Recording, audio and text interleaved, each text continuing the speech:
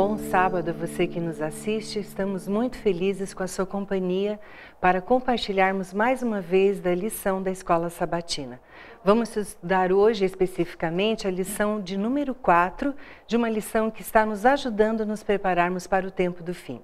Essa lição fala sobre a salvação e o tempo do fim. Nós temos aqui um casal muito querido que está compartilhando essa lição com a gente, a Dona Ofélia. Que bom que a senhora está com a gente, Dona Ofélia, seja bem-vinda. E o pastor Davi, é um prazer tê-los aqui. Só lembrando que você pode acessar as nossas lições através do site do mais.cpb.com.br. Para então iniciarmos esse estudo, nós vamos pedir a direção de Deus e eu peço que a Dona Ofélia faça uma oração para nós, por favor. Querido Pai Celestial, a nossa gratidão, Senhor, por nesta manhã podermos recapitular esse plano maravilhoso da salvação que há no sacrifício de nosso Senhor Jesus Cristo. Pedimos a Tua graça para este momento e que o Senhor possa clarear em nossas mentes o que precisamos fazer nas nossas decisões para aceitar este plano em nossa vida e sermos obedientes ao Senhor e um dia fazermos parte daqueles que habitarão a nova terra. Fica conosco, entregamos-nos em Suas mãos, em nome de Jesus. Amém. Amém. Eu gostaria de iniciar esse estudo lendo o verso principal que está em 1 João, capítulo 4, versículo 10. Diz o seguinte: nisto consiste o amor, não em que nós tenhamos amado a Deus, mas em que Ele nos amou e enviou o Seu Filho como propiciação pelos nossos pecados. Que coisa bonita, né? A gente saber que o amor de Deus vem o primeiro, né? E o nosso amor é, na realidade, uma retribuição ao amor infinito que Ele tem por nós. O autor, ele começa aqui traçando um paralelo entre a religião do cristianismo e as outras religiões. E aqui ele fala que todas as outras religiões falam sobre ideias e conceitos de pessoas, mas não levam a vida das pessoas como um exemplo. E Cristo, ele é um exemplo perfeito, né? Na realidade, a vida de Cristo, as atitudes dele, elas falam muito mais para a gente do que as próprias palavras. E assim como é com a vida de todas as pessoas, né? Não adianta ela ter umas palavras bonitas e as atitudes serem incoerentes, né? E realmente o cristianismo, ele enfatiza um Deus perfeito, né? Um modelo perfeito a ser seguido, não assim ideias e conceitos, né? Então, na realidade, é o que a gente vai estar estudando essa semana, né? Quem é esse Deus para a gente? E aqui muitas pessoas acreditam que o Deus do Velho Testamento é um e o Deus do Novo Testamento é outro, né? Então eles como se fossem deuses diferentes, né? Um mais severo, o outro um Deus mais do amor. E eu queria começar com o senhor, pastor Davi, porque aqui fala de um questionamento que Felipe teve em relação, ele que pediu para que Jesus mostrasse Deus Pai. E eu queria que o senhor comentasse sobre isso. Olá, telespectador. Que bom sabermos que Deus se revelou de alguma maneira. E nós queremos um Deus que é feito por Pai, Filho e Espírito Santo. Sim.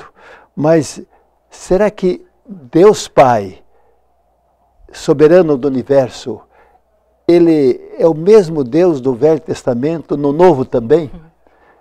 A salvação que o Senhor Jesus trouxe ao mundo teve parte também no amor de Deus Pai? Certamente, quando Filipe perguntou a Jesus: Senhor, mostra-nos o Pai, queremos conhecer o Pai.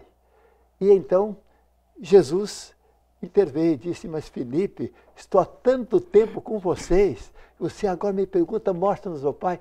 Quem vê a mim, vê o Pai, porque eu e o Pai somos um. Que resposta extraordinária! Mostra que o mesmo Deus do Antigo Testamento, o Deus Pai, é o mesmo Deus do Novo Testamento. Alguns acham que o Deus do Velho Testamento era um Deus justiceiro, cobrador, difícil, mas do Novo Testamento somente paz e amor. Mas é o mesmo Deus. A Bíblia fala que quando Jesus veio ao mundo, ele veio para representar o Pai. ele revelou o amor do Pai. E o próprio Jesus disse que Deus Pai amou o mundo, amou de tal maneira que entregou seu Filho unigênito para que todo aquele que nele crê não pereça, mas tenha a vida eterna. Graças a Deus, quando Cristo entregou a sua vida na cruz, foi também o Deus do Velho Testamento que se entregou na cruz. Porque ele revelou o amor do Pai ao entregar a sua vida para resgatar a família humana, dando a eterna salvação, libertando-a das garras do pecado, da morte, da destruição, para dar a salvação, que será a restauração final de todas as coisas. Amém. Interessante que Jesus Cristo veio justamente para revelar o amor de Deus o Pai. Sim. Depois, com essa entrega dele, ele diz o profeta Isaías que ele se esvaziou. Do que é que ele se esvaziou? Ele era Deus, Criador dos céus e da terra, estava presente na criação da nossa terra e do universo. No entanto, ele aceitou o plano da redenção que já estava elaborado antes desta criação. E ele se doou. E foi uma doação unânime. Foi uma oferta que Jesus fez para revelar a Deus o seu amor. E esse amor de Cristo revelado na cruz do Calvário é imensurável, é inexplicável. Os anjos gostariam de explicar esse amor e entender, não conseguem. Imagine nós, distantes de Deus, né? Porque o pecado ele nos afasta de Deus. Mas Jesus se esvaziou. Ele se esvaziou do seu poder como Deus. Ele se esvaziou de toda a glória que ele recebia e veio. Por que que ele veio? Porque Satanás sempre acusava a Deus que Deus era egoísta, déspota. Justamente, Jesus mostrou tudo ao contrário. Que era impossível obedecer a Deus, Nossa, né? pois é. Jesus veio aqui, doou-se, sofreu a morte, a segunda morte em nosso lugar, mostrou o exemplo como nós devemos fazer e se entregou. E esse amor de Cristo é imensurável. Agora, nós estamos falando de salvação. Jesus é a nossa salvação. Ele é o centro da salvação. Eu anotei aqui alguma coisa que eu gostaria de deixar agora para não perder. Sim. A salvação é real. Assim como a nossa luta entre o bem e o mal ocorre no dia a dia, é real. É uma luta existencial. E o plano da salvação também o é, porque ele está implícito nesse processo. Qual é o processo? Vida de santificação. Você vai vivendo, cada vez contemplando a Jesus, você vai se aproximando dele, porque você não será estranho quando ele voltar. E o negócio é o seguinte, a salvação é real, não é um fator emocional. A salvação não pode ser avaliada como algo simplesmente, eu amo Jesus. Não, você precisa entender que é um amor singular envolvido, um amor do Criador. O amor Eu de queria Deus. só que a senhora complementasse, dona Ofélia, que a senhora está falando, a natureza de Cristo, talvez assim, até para a gente que sabe é um pouco difícil de entender, né? Porque ele é 100% humano e 100% divino. Sim. Eu gostaria que a senhora enfatizasse isso um pouquinho. Nós temos orientação segura quanto a isto, de que Jesus, quando assumiu a sua humanidade, foi o Espírito Santo que fez esta encarnação, que também é mistério para nós. Mistério. Não conseguimos, na sua amplitude, nós não conseguimos assimilar. Nós aceitamos o que a Bíblia nos conta. Ele se tornou carne. E o verso mais maravilhoso é aquele. E o verbo se fez carne e habitou entre nós. E vimos a sua glória, como a glória do unigênito Pai, cheio de graça e de verdade. Jesus, ele quando veio, com essa glória de Deus, ele assumiu a parte humana enquanto esteve entre nós como humano. ele assumirá esta glória quando ele voltar de novo. E é interessante a gente também enfatizar que ele nunca usou esse poder de Deus em benefício próprio, né? Isso é importante. Sempre para os benefício outros, né? de alguém. E aí está implícita a salvação, Sim, né? A salvação é uma doação, é um presente, é uma graça. E a gente recebe essa salvação decidindo. Sim. A salvação é para todos. Sim. Muito bem. Eu gostaria que o senhor falasse agora, pastor, sobre o terceiro elemento da Trindade, que hoje em dia é um assunto um pouco polêmico para alguns, Verdade. né? É verdade. Algumas pessoas acham que o Espírito Santo, ele permeia entre Cristo e Deus e que na realidade não é um ser, né? Que é apenas um sentimento. Exatamente. Eu gostaria que o senhor esclarecesse Isso é importante, não é? O Espírito Santo, a Bíblia fala claramente que é uma pessoa. É uma pessoa porque ele fala, ele pensa, o Espírito Santo intercede, o Espírito Santo ensina, faz lembrar, guia as pessoas. Então, um sentimento apenas não pode fazer isso. Sim. Mas é uma pessoa, logicamente, um poder espiritual tão grande em pessoa que nós não podemos entender. A divindade para nós é um mistério. Sabemos que a divindade não pode ser compreendida, não pode caber numa mente tão pequena como a nossa, alguém que é dono do universo inteiro, que nem cabe no universo todo, nós diríamos, não é? Mas de qualquer maneira, o Espírito Santo sempre esteve presente na história do mundo. A Bíblia fala que na criação o Espírito de Deus pairava sobre a face das águas. E ele mostra a onipresença de Deus, porque ele está em toda parte. Até o rei Davi disse, para onde eu me ausentarei do teu Espírito? Como fugirei da sua face? Se eu for lá na extremidade da terra, lá está. Sim. Se eu for lá nos confins do mundo, está lá ele. O Espírito Santo é a onipresença de Deus em pessoa. E é difícil nós entendermos completamente isso, mas nós teremos um dia a eternidade para prescrutar um pouco mais a grandeza, o poder, o amor da divindade e também da pessoa do Espírito Santo. Porque a gente também precisa lembrar que não existe um superior ao outro. Os três são importantes igualmente, né? Exatamente. É uma outra colocação que quando Jesus foi para os céus, porque quando ele esteve aqui na terra, ele orientou-nos como viver esse processo de salvação. Como fazer, como você pode, primeiro decide, mas quando você decide servir a Cristo, você assume a parte de obediência da sua palavra, que é a Bíblia. Aí, de repente, você se depara com algumas perguntas, mas a realidade de Jesus deixou tudo certinho para que não nos percamos. Ele disse, olha, no processo de santificação, eu vou deixar o Espírito Santo com vocês. Eu não vou deixar vocês órfãos. Nós não estamos jogados no mundo, a sorte, a nossa própria sorte, ou a sorte do inimigo, ou estamos aí largados. Não. O Senhor disse, eu não vou deixar vocês órfãos. Quando ele disse isso para os discípulos, isso estende a nós.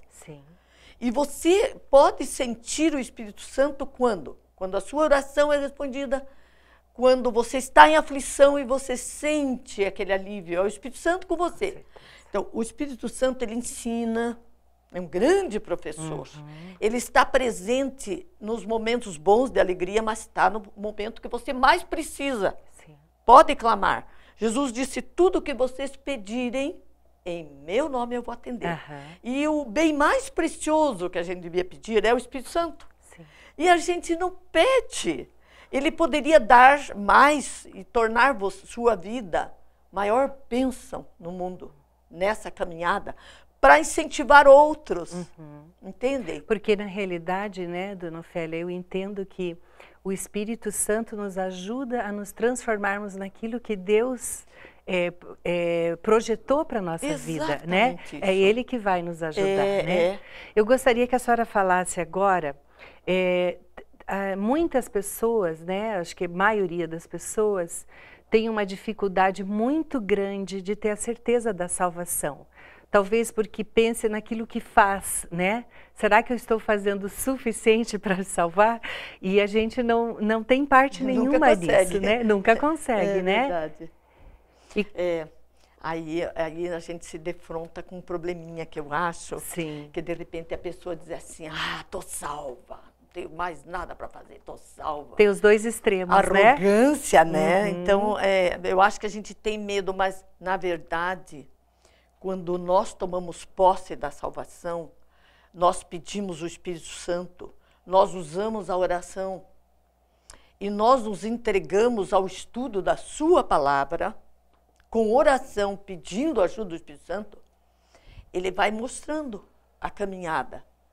Isto não quer dizer que a sua caminhada vai ser muito fácil, entendeu? Ela vai ter alguns percalços, ela vai ter tentações que o inimigo tenta. Sim. Você vai ter lutas, você vai ter problemas familiares, porque a nossa tendência humana é essa, mas ele nos dá a vitória, a certeza da salvação, quando nós nos dispomos a ser salvos pela graça de Cristo. E quando eu aprendo a conviver com Ele. Eu só aprendo a conviver com Jesus quando todos os dias eu comungo com Ele. Sim. Não tem outra saída, dependendo dele, né? Nós sempre vamos repetir isso aqui, não é verdade? Sim, é verdade. Porque eu quero ser salvo. Você quer ser salvo, sua família, todos nós, o ouvinte lá que está assistindo quer ser salvo. Com certeza. Nós não queremos nos perder. É terrível pensar no fogo eterno que desaparece o pecado e o mal. Mas a salvação já foi garantida.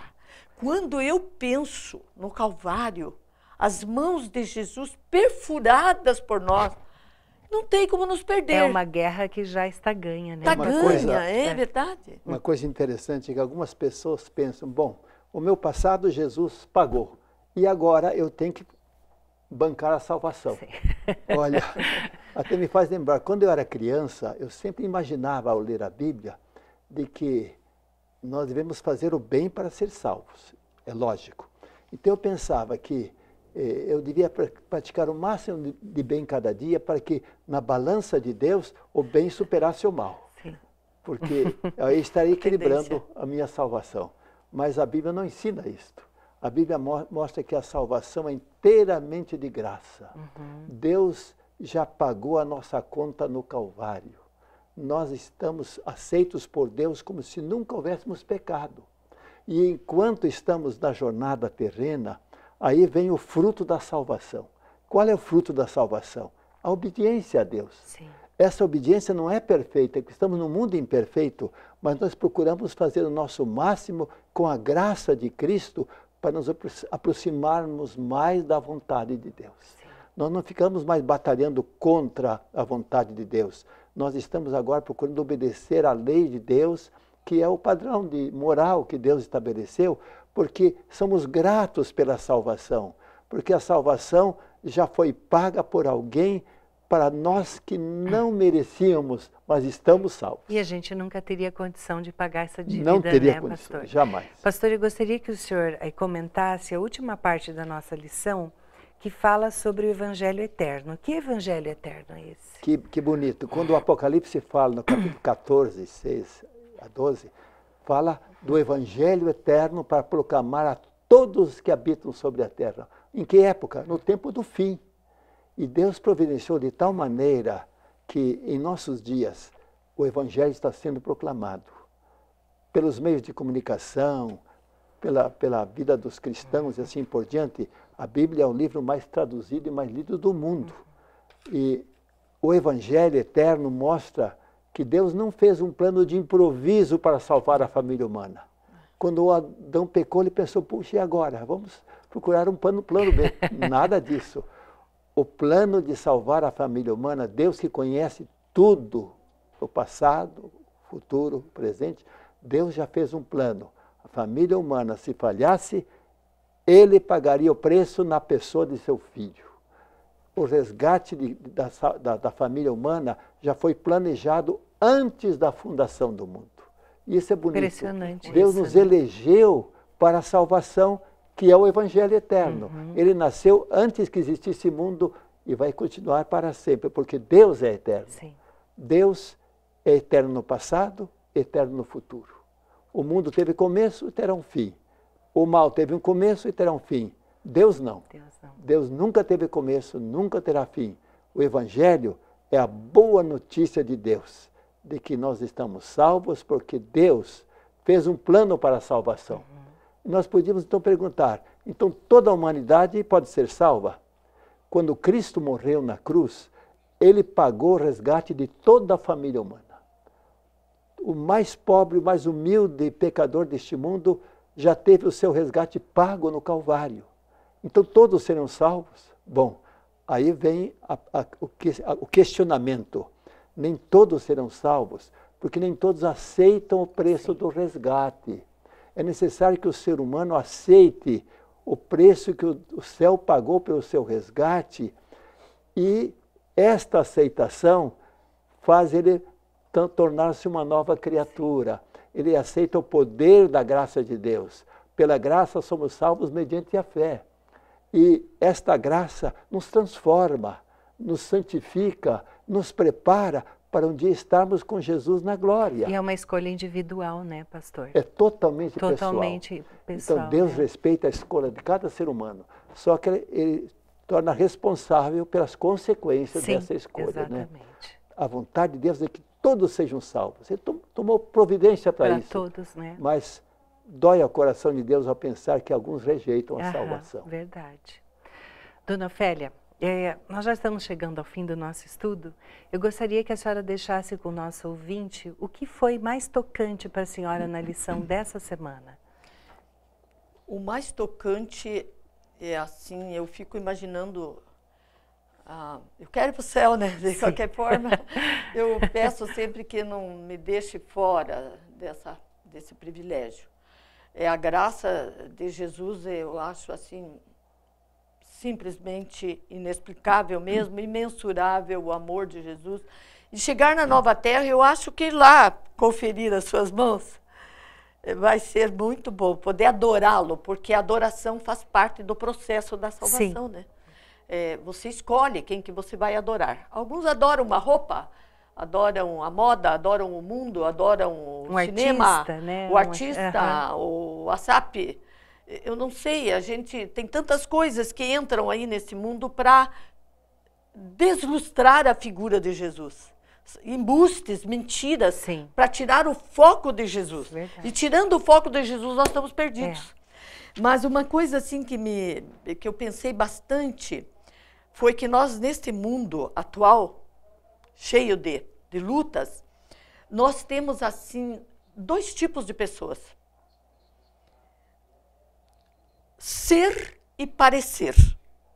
E nós somos muito envolvidos nessa luta do dia a dia, em parecer e não ser. Verdade. E o ser é a verdade, não mentir, mesmo que tenha consequências. O ser é caminhar com Jesus, é ser como Ele é, buscar essa fonte de poder para você caminhar com Ele, não ser estranho no dia que Ele voltar, para você ser conhecido dEle. E o parecer é o que a gente, quase que a gente é bombado a parecer. Você gasta tudo que tem para mostrar uma coisa que você não é, entende? E aí eu gostaria de dizer que Deus nos ajude a aceitar o sacrifício de Jesus e procurar ser mesmo desafiando esse dia a dia, essa coisa social de muito aparecer e pouco ter. E colocar mais coisas de Deus lá dentro, mais profundidade nas coisas. Não se preocupar tanto com o que está fora, mas dentro de nós. Porque a salvação, como você disse, é individual, personalizada. Né? E para o senhor, pastor? Interessante, eu resumiria o que atribuem a Lutero, aquele pensamento tão bonito. Quando eu olho para mim mesmo, não vejo como possa ser salvo, porque sou mau, sou desobediente. Mas quando eu olho para Cristo, não vejo como posso me perder. Ele já me salvou, basta aceitar. E o mais importante é, ao aceitarmos a salvação em Cristo, vivermos a experiência dessa salvação. É sentir que o Evangelho é o poder de Deus. E esse poder é atuante em nossa vida. Essa comunhão diária com Deus, a nossa andada com Cristo, nos mostra que cada dia mais nós respiramos a atmosfera do céu e menos a atmosfera deste mundo que vai perecer. Graças a Deus, nos acontecimentos finais da história deste mundo, Deus nos manda uma boa notícia. A salvação é real, ela existe e eu posso me alegrar, porque pela graça de Deus, Ele já pagou a minha conta. Agora devo viver essa experiência cada dia. Amém. Eu gostaria só de finalizar lendo um trechinho na última parte da nossa lição que diz o seguinte: as únicas obras que nos salvam são as de Cristo, creditadas a nós pela fé. Nossa certeza não está em nossas obras, mas no que Cristo fez por nós. Você quer ter a certeza da salvação? Confie somente nos méritos da justiça de Cristo. Obedeça a lei de Deus e você terá toda a certeza de que precisa. Amém. Amém. E o meu desejo hoje é que a gente consiga essa caminhada diária, né? Para que a gente tenha certeza de que ao lado de Cristo nós estaremos um dia eternamente com Ele. Amém. Muito obrigada pela cooperação de vocês no estudo dessa lição, que vocês tenham um sábado muito feliz. Nós vamos então terminar esse estudo com uma palavra de oração e eu peço que o pastor faça uma oração para nós, por favor. Eterno Deus, nosso Pai, a Ti elevamos nossa gratidão, porque nos deste demonstração do Teu supremo amor na cruz do Calvário. A nossa gratidão porque apresentas ao mundo, nesta era tão difícil, a melhor mensagem que o mundo precisa ouvir, o Evangelho eterno. Que este poder do Evangelho eterno possa alcançar a cada um de nós neste mundo. Que possamos sentir o poder do Evangelho transformando nossa vida, enchendo-nos de esperança, de paz, de alegria. Abençoa cada um dos ouvintes que acompanharam esse programa da lição e que possam sentir também que eles são candidatos fiéis para o reino celestial, porque aceitaram a Jesus como seu único Salvador.